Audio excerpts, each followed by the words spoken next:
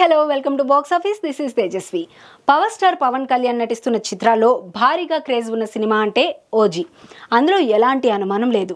ఈ మూవీకి సుజిత్ డైరెక్టర్. అయితే ఈ సినిమాకి పార్ట్ 2 కూడా ఉందని టాక్ నడుస్తోంది. పవర్ స్టార్ పొలిటికల్ గా బిజీగా ఉన్నారు. ఆల్రెడీ షూటింగ్ మధ్యలో ఉన్న వీరమల్లు, ఓజీ, ఉస్తాద్ భగత్ సింగ్ కంప్లీట్ చేయడానికే చాలా కష్టమవుతుంది. అలాంటిది ఓజీ పార్ట్ 2 ఉంటే అందులో పవర్ స్టార్ నటిస్తారా అనే డౌట్ వస్తుంది.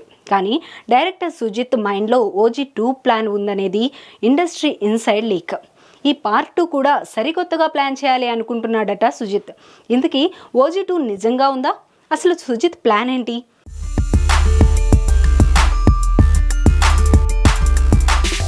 ఓజీ 2 ఉందా అంటే ఉందనే మాట వినిపిస్తోంది. ఓజీ క్లైమాక్స్లో దీనికి సంబంధించి హింట్ ఇస్తాడట. అయితే ఓజీ 2లో పవర్ స్టార్ కనిపించడని, కేవలం గెస్ట్ రోల్లో మాత్రమే కనిపిస్తారని తెలిసింది. మరి ఓజీ 2లో ఎవరు నటిస్తారంటే ఓజీలో కీలక పాత్రలు చాలా ఉంటాయట.